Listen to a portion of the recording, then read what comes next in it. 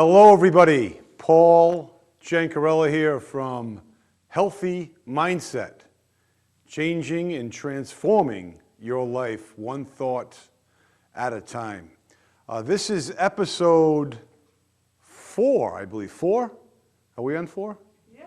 4. Okay, episode 4. See, we're doing so many episodes now, we don't even know.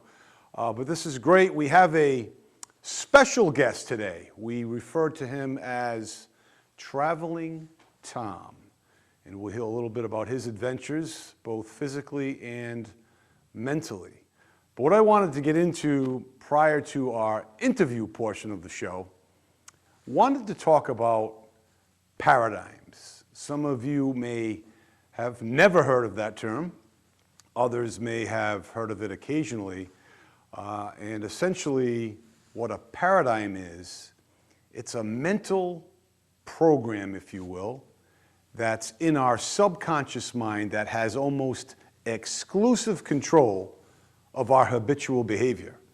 And almost all of our behavior is habitual. So what do I mean by this? Well, a paradigm, that paradigm's formed as soon as you're born, even when you're conceived. Genetics makes up a part of that, how you look, color of your hair, the color of your eyes, the color of your skin. You know, those are genes, so to speak. And also, a paradigm's made up from our environment.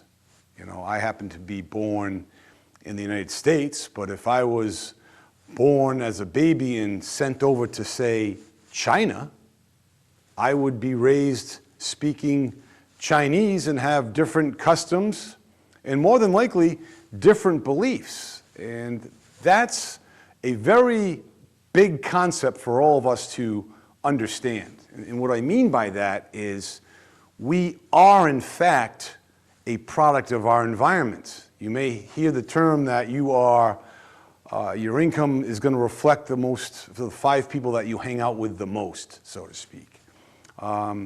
My environment growing up as a child, my beliefs are rooted in that.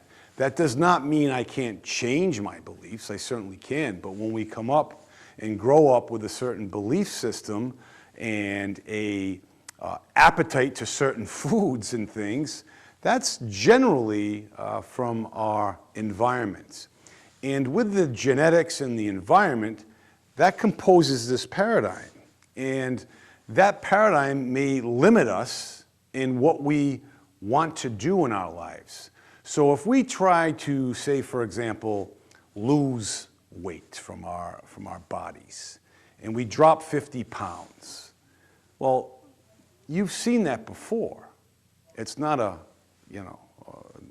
crazy thing, but what happens generally, if you don't change the paradigm, that weight will eventually come back to where it was before, and sometimes even more.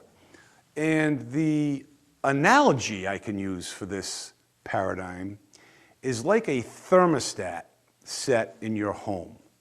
You know, it's set at, say, 72 degrees, 65 degrees, whatever it may be. And if it's wintertime, for example, you open the door and the temperature drops, the furnace kicks on and that heat rises. So that set point is always going to fight to keep at that temperature, if you will. The same example with our lives. So if we don't change the set point in our minds, changing the behavior will only be temporary. And I heard a great quote.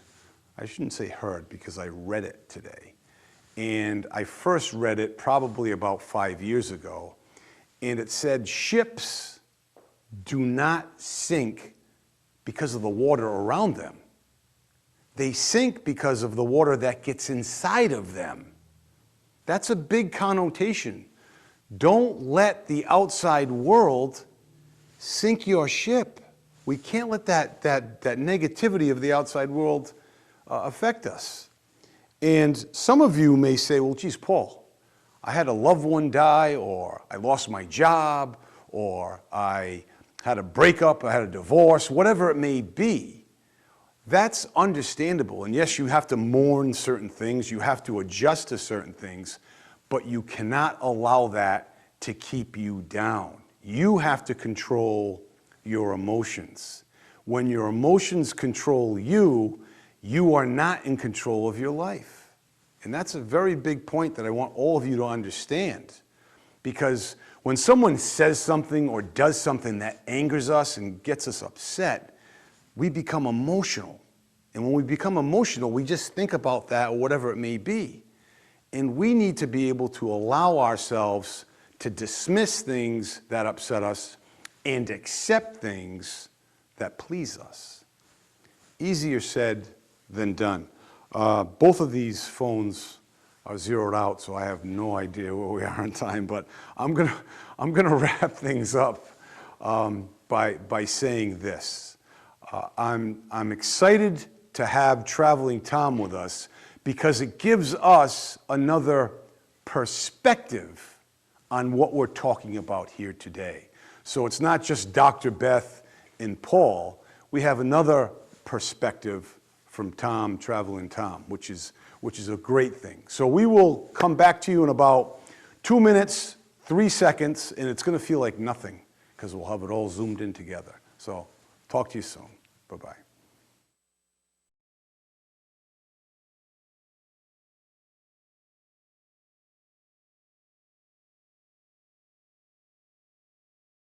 You want me to kick it off with a question? You had another question. I had a couple questions. I'm going to ask him, not this one, right? I'm going to ask him my other one. You know, I only was allotted 2 questions here. Keep Jankarella down. Well, But Tom, I opened up with talking about paradigms and things and how mindset is crucial in being successful in anything that we do. Is there genes or an environment where, you know, the fitness, because it's not just the El Camino, you've done a number of things, biked across the country and internationally. Tell me about that. Is there any genetics or any environmental issues behind that? Well, I was fortunate growing up. I had a father who took me hiking regularly. In fact, he took my whole neighborhood hiking pretty regularly. And it's taught me a love for physical activity, to go hiking, to explore. He was an explorer in that he liked to learn new things and meet new people, so he could talk to anybody. And I guess I got that from him. Okay. So I have this love for going places I've never been. And he taught me that I could do anything I want. And so I believe that. So that attitude of, you know, wanting to explore, to find new things, to meet new people. He was friendly to everybody and, you know, taught me that people are good. And I think that's an important thing. Yeah, we hear the latter plenty, that's for sure. Yes, we do.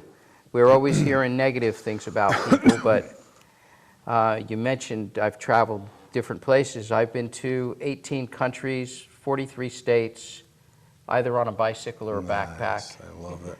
I have never been abused or robbed, but I've been invited into people's homes, into their kitchens and on their table, invited to sleep at people's homes. So, you know, I know through my experience that the vast majority of people are good and want to be helpful. Yeah, that's great. So when you were getting ready, for preparing for the El Camino, what kinds of things did you have to, part of your preparations, the physical, the lodging? Well, it's actually doing one of these Camino trails is easier to get ready for than you would think. Essentially, you're just walking. So training for a Camino means you go walk. Make sure the clothes you're going to wear, and particularly your shoes and socks, fit you well. And then you go out and you walk 4 or 5 days a week, you know. Building up, you know, when I decided to do this, I started walking just 3-4 miles a day, and then 5-6 miles a day. And my longest day before I did the Camino, I walked 11 miles twice. And I thought, I'd probably get to Portugal and walk 8-10 miles a day. It turned out I never walked that little. Oh, wow. Okay. I walked one day, I only did 8 miles. My average was about 14 or 15 miles a day. And my longest day, I walked 21 miles. Wow. I didn't plan on walking 21 miles. And so you ask about lodging. Along the Camino trails, there are hostels, albergue, they call them. Okay. You can't stay in these hostels unless you have a Camino passport, which just looks like your regular passport that you get to travel, and they stamp it. Every time you stay at a hostel, you get a stamp. So that has two purposes. It's your key to get in the door, and when you finish the Camino at Santiago de Compostela, you get a certificate that says, I walked the Camino. It's called the Compostela. Anyway, so that's the training. And a lot of people recommend that, you should do some walking with your backpack. I never did that. I've done a lot of heavy backpacking years ago, but I did not train for this with a backpack. But my backpack looks like this, Okay. and it's a small backpack. Yeah, I guess so. Not much bigger It's lightweight. than a child would use Very for small. school books. You did that for a month? And yes, I lived out of this for a month. Wow. The pack itself weighed 2 pounds, and when it was full, it was like 8.5 pounds. That's all I carried. Oh, my goodness. And We should all do that. my water bottle. And that's it. Why is Now, it taped? Why is it taped? Paul, that's a good question. The tape, this is being prepared. Okay. For example, after I had walked about 200 miles, the inside liner of my sneaker tore. Yeah. So now that was rubbing on my foot, and actually the only blister I got was where that tore. And so when I realized what happened, I tore off a piece of that tape, I put it inside the shoe. Bam, it was fixed, no more blisters. So you taped that water bottle with the intention if I ever need tape. If I need tape, I have the tape. Wow.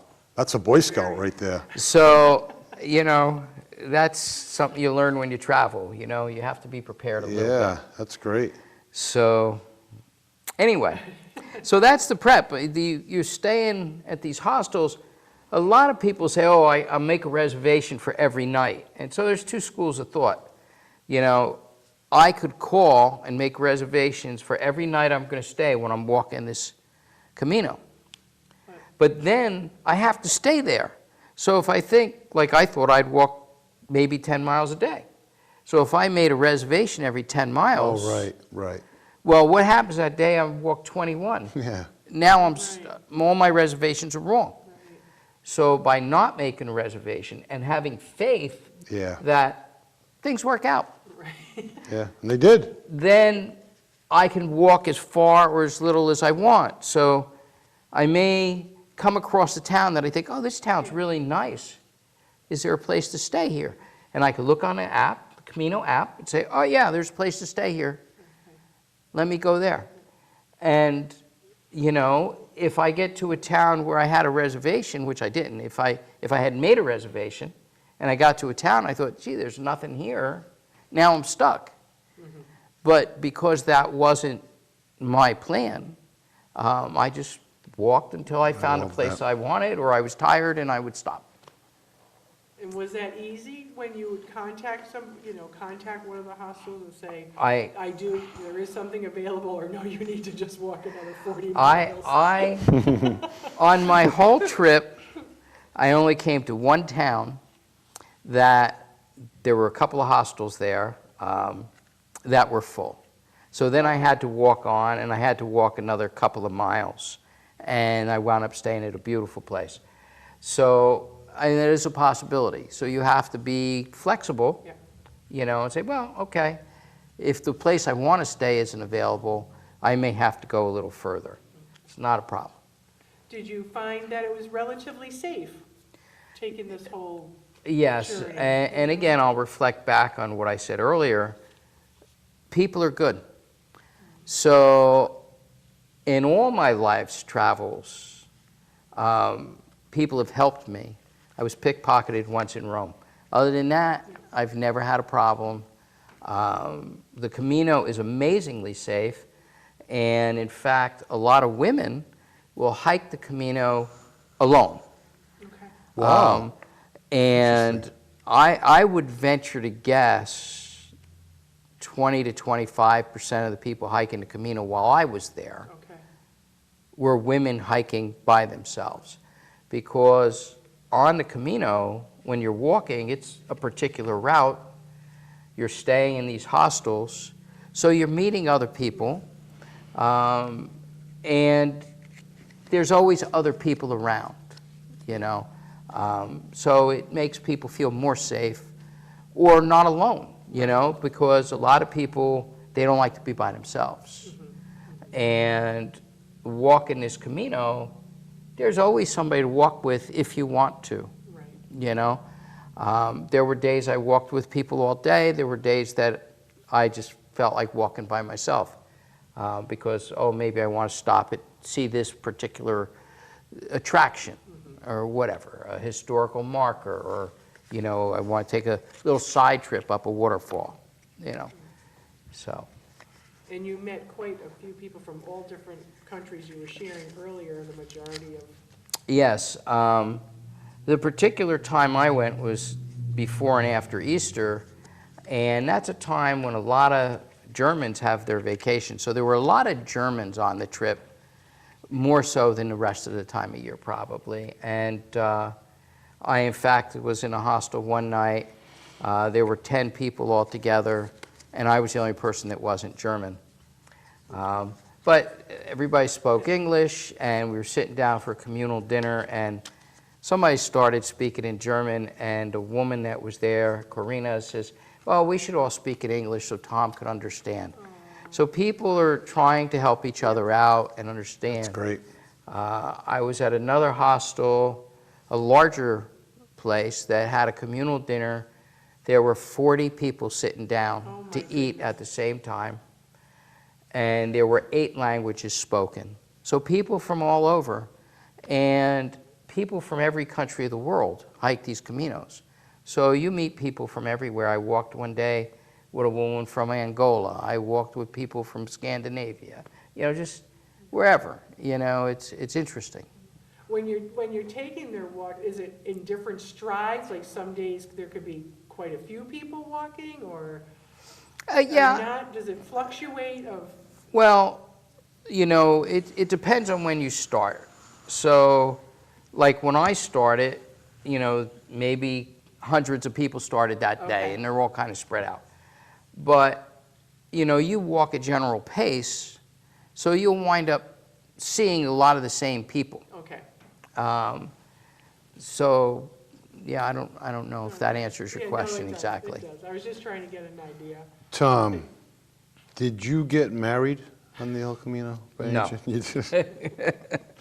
Okay, so you're still available, is what you're saying. I'm still available. How about cathedrals? European cathedrals are notorious, you know. Tell They're- me about that. I stopped in a lot of cathedrals or churches, little ones and big ones. And It'd be amazing. of course, the Camino I was on, well, most of these Caminos in Portugal and Spain all end at the Camino de Santiago. And the cathedral there is amazing, Really? you know. Yeah. And this pilgrimage, it started because it's where St. James is buried. Okay. And so people wanted to go to where St. James was for whatever reason. I don't know a lot about St. James, but people wanted to go see St. James. And, Short book in the Bible. you know, Very good. so this is the way of St. James, or it's these cathedrals, Caminos. But then there's a lot of small churches, and, you know, the art in the churches in Europe It's is amazing. Yeah, you know, pretty spectacular in most of them. And to me, it's like, you know, aside from the religious aspect, going into these churches, some of them are 1,000 years old or older, it's a museum. you know, and Right. there's sculptures and there's paintings and stained glass, and it's beautiful, you know. So yeah, I mean, I was in one church, it probably had 6 pews on each side. It was tiny. Oh, wow. It's like You a know? chapel. It was a little chapel. In fact, the oldest person I met walking the Camino was in that chapel taking a break, him and his wife, and he was 80 years old. Wow. He was one of the few people I met that didn't speak much English, and he was from Quebec, Canada. So he spoke French. I don't speak French, so we couldn't talk too much, just a little bit. But he did say he was 80, and I didn't ask how old his wife was because my understanding is not to ask the age of a lady. But she was up there too. So, yeah. Nice. Well, I bet you took quite a lot of pictures. Are you able to do like a slideshow? Oh, we're running out of time. Not running out. I- Just letting you know, we got 4 left. I don't, you know, really have a way to show people pictures on TV. They're all on my phone. Okay, but will you personally put together your own? He's going to go on The Tonight Show, Yeah. and on The Tonight Show, he's going to Did you hear address that. everybody? Tom? Yeah. Tom? No, Tonight Show. I sent them to friends. If somebody comes over, they want to see them, they could see them. You know, Nice. I could put them up on my computer screen. So a select few, we have to be on the A-list to, That's right, you know. Right, we're not going to divulge his we Facebook will not. profile or his text line or anything like that. But we could make things available, we could post it on our feed here if he wants down the road, that's so. right, we can. 'Cause it'd Okay, be well, you could really do that. You very- could, We would love to see some of these pictures. This is, you know, Yeah, this is just one aspect of Traveling Tom. You know, we have a lot to talk about with Traveling Tom. be having Tom return to us. maybe Yeah. after my next adventure. I know, and as a matter of fact, speaking of that, I believe you said you were possibly going to take another trip to the El Camino. Yeah, we I- want to hear that. I may do another one starting in September, and it will start in France this time instead of Portugal, Okay, and it's a 500-mile walk. 500. Now, one thing I want to say, you know, that just popped into my head, because, yeah, 500-mile walk. I'm a little 67-year-old guy who's been overweight my whole life, you know, and you talk about mindset. People think you have to be athletic to do this sort of trip, and you don't, you know. But you do have to be in shape. You can't just, you know. You get in shape. Yeah. You know, you have to train. You can't just say, oh, I'm going to go walk 20 miles a day. You would Yeah. just die. Right. But if you just say, okay, I want to do a trip like this, and you decide in your mind that, yes, I really want to do this, then you go for a walk every day. Tom, how many different routes are there? Because now we're talking France, Spain, Portugal. How There's- many different routes are there? There's 8 or 10 Camino de Santiago. Oh, there are. Yes. Did not know that. So there's one from Santiago down to Finisterre, there's one to Murcia, there's what they call Camino Norte, which is across the north of Yeah, Spain. the coast. Camino Primitero, which is the oldest one, and it's mostly through forest. And I'm told, I've not done it, so I don't know, but I'm told by people who have done it that it's the most difficult. And there are stretches where you have to go 30 miles between towns. So you have to carry So more you- food, more water. Oh, boy, I guess so. 'Cause your longest day was 21 miles, so yeah. But when I did 21, there were towns all along the way. No, right, but I'm saying is your longest day was 21. That's This is right. your shortest day is 30 in Yeah. this other one, so. That's right. And so you need to That's why carry a sleep lot of outside. food, a lot of water. Yeah. So Great, wonderful. And how many, I'm going to be wrapping it up, I guess. Yeah. But how many miles total did you conquer on this El Camino? well, on the Camino itself, just about 200 miles. Yeah. On my trip, probably a little over 300, because I did other little things Right, after I okay. finished my Camino. Yeah, westerly to Boston would be roughly 100 miles, so, I can't even get around Yeah. the block. Sure you can. right, for Well, sure. just one more quick snippet here. So Tom, what's like the most memorable of taking, to take away from your El Camino? To me, it's always about the people. the people I met. Amen. And one thing I will say, there was a stop sign, and I mentioned this to Yeah. you guys earlier. Right. On the Camino, there was a stop sign on a hard day, and a stop sign, and then underneath it was a sign complaining. And it's true of our lives. We have to stop complaining, think positive. I agree with that. I think that's a Fantastic. great message. And it was written in English, nonetheless. We want to see that. We can at least see the sign on it. Yes, for sure. All right. Thank you. Thank My you pleasure. so much. It's just a real pleasure to have you with us. We're very excited to have you sharing about this El Camino. Well, thank you for having me. Wonderful. Paul. And we'll see you next month. All right, thanks with again. another Have a episode. great afternoon. All right, everybody. Bye-bye. Okay. Thanks, Tom. You're welcome.